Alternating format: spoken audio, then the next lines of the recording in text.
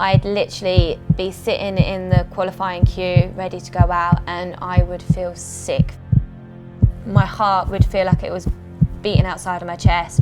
I'd have the shakes, I'd have everything. But the minute that now I initiate on that first run, I'm concentrated solely on the clipping points, where I'm going, what I'm doing. The nerves have gone literally the minute I'm told, go.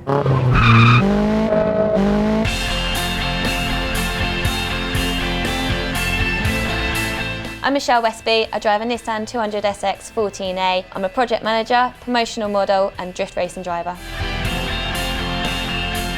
All the girls are playing with their Barbie dolls. I'll be there with the Hot Wheels, wanting to scare electrics. It was just a natural thing that I just enjoyed and had a passion for straight away.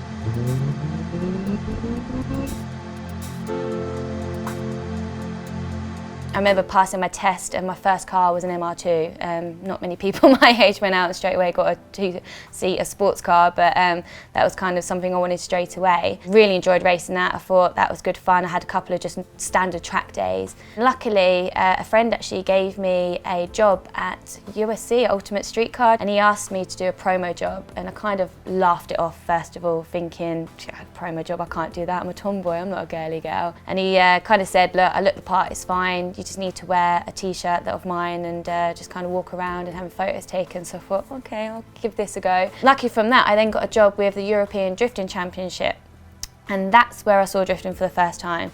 And I literally remember it like it was yesterday. I was just out on the grid, seeing all the Japanese cars, or mainly Japanese cars. I was in my element, as you can imagine, because I am a pure Jap girl.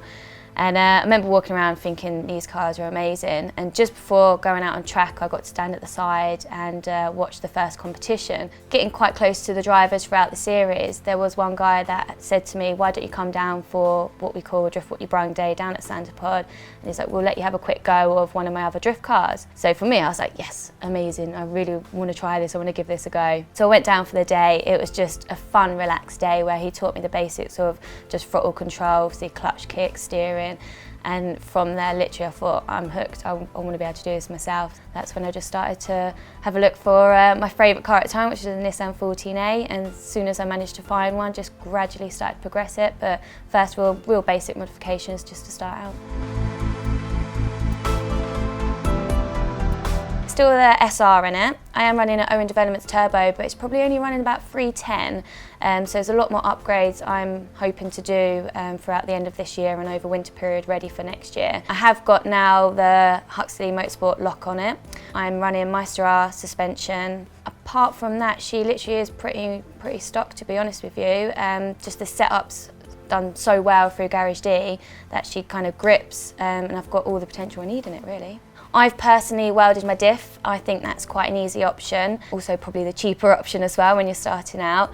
Obviously hydro as well, which you try not to use in competitions. It's kind of frowned upon, but when you're twinning, you want to just wash out a little bit and slow a bit of speed down. That would be a benefit as well.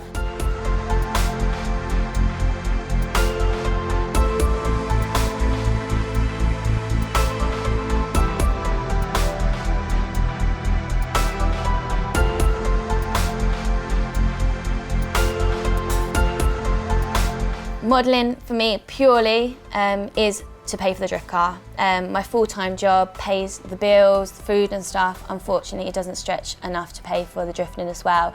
So I literally do work 7 days a week. Monday to Friday, I'm a project manager.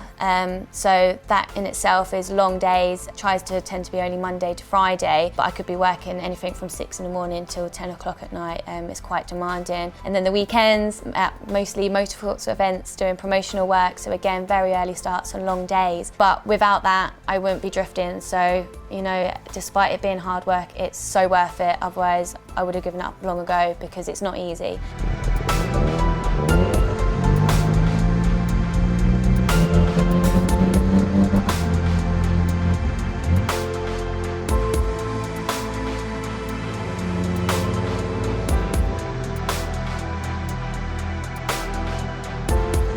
I'd say it took me a good year to feel comfortable drifting. When you first start out, it's something that you really need to just take your time with, and it's all about the seat time.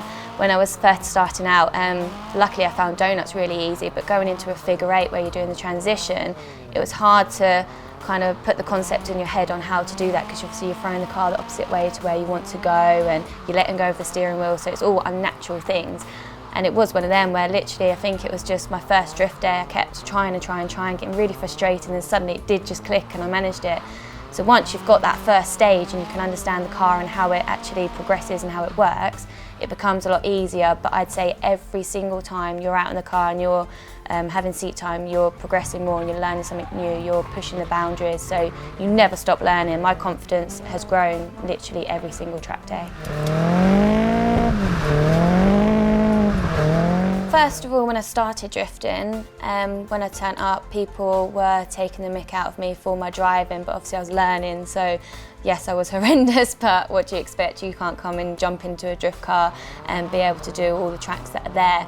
So when I was learning, I felt like there was a lot of negative comments against me, but I feel that only really was because I stood out being a girl. A few words of wisdom from friends made me realise, no, why on earth should I let anyone else kind of try and destroy my dream and passion? I've worked hard to get here, I know why I'm doing it. And from then I tried to think, right, no, I'm going to prove these people wrong. I'm here to learn to drift and, you know, hopefully one day compete, and that's what I'm going to do, whether anyone likes it or not. Kind of learned that it doesn't matter what I've done, people are going to have their hearsay and their comments, so I kind of just built all the negativity up and thought, no, use this to actually drive harder. I feel like now that I have progressed a lot more and I'm a lot better driver, it's harder for people to say I'm doing it for attention, because it wouldn't make sense, would it? 4 years, a lot of money later, and the driving speaks for itself now. Surely I wouldn't be doing that for attention, because that seems to be a lot of waste of time. So if I go back to when I first started competing, that will show the emotions more than anything, because I'd literally be sitting in the qualifying queue ready to go out and I would feel sick, physically sick. My heart would feel like it was beating outside of my chest. I'd have the shakes, I'd have everything. And this is what ruined me when I first started competing, was the nerves, because I'd sit there just winding myself up, overthinking. I mean, it is a hard situation because everyone's trying to talk to you, everyone wants to help you, which is nice, but I kind of thought that at the time, no, helmet down, music on, window up was better for me, where actually it wasn't, because it made me focus on just my nerves. So each round I was trying to find my ground and what made me feel better, and I worked out in the end it was actually getting outside of my car, having a laugh with people, remembering I'm here for a good time, I'm not just here to compete only, but still, like anyone else, you are sat there, it is a nerve-wracking experience. As I said, you do feel the sickness, the heartbeat, but the minute that now I initiate on that first run, I'm concentrated solely on the clipping points, where I'm going, what I'm doing. The nerves have gone literally the minute I'm told, go.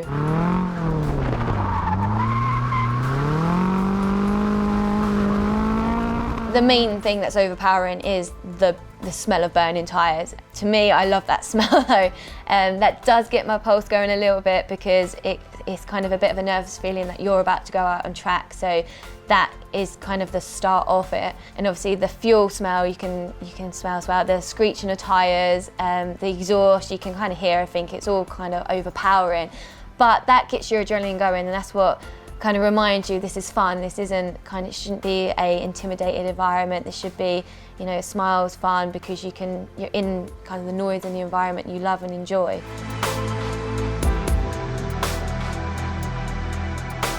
My biggest success, I'd say, would be last year at round 2 of Drift Cup, where I managed to get my first podium. Didn't think that was in the pipeline, to be honest, for a couple of years, so to have got that, words couldn't explain how I was feeling that day. Remember getting on the podium and it was literally like I was in a dream. They put the microphone up to me and I barely could speak. I was like, what's going on? It was so surreal. It actually was my first competition round that I even won a battle. So I went from never winning a battle before to winning battles through to the final to get in second place. So that's my best achievement and the most amazing thing I've ever felt in my life. And it suddenly made everything worthwhile. Literally all the money, all the sacrifices I've made, all the hard work, the sleepless nights, suddenly all becomes worth it for that moment.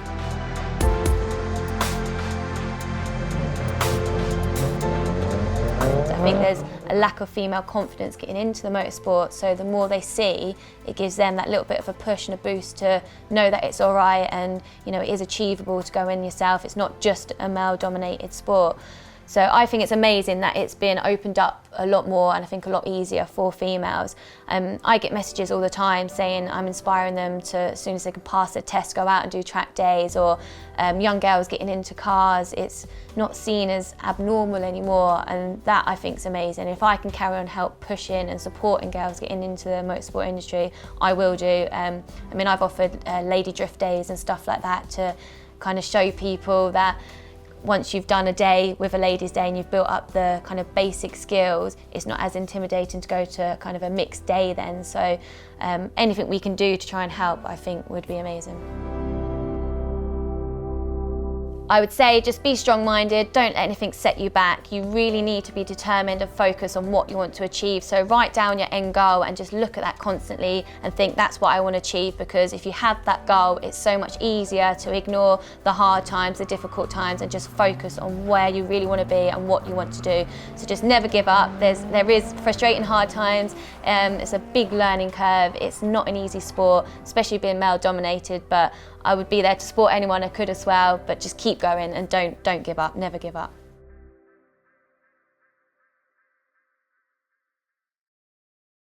So I am here with George. George owns this awesome Torino. So you're going to talk me through the modifications that have been done to this car. So shall we start with the exterior? It's got a Various Racing carbon bonnet on it, front splitter admittedly cable tied on.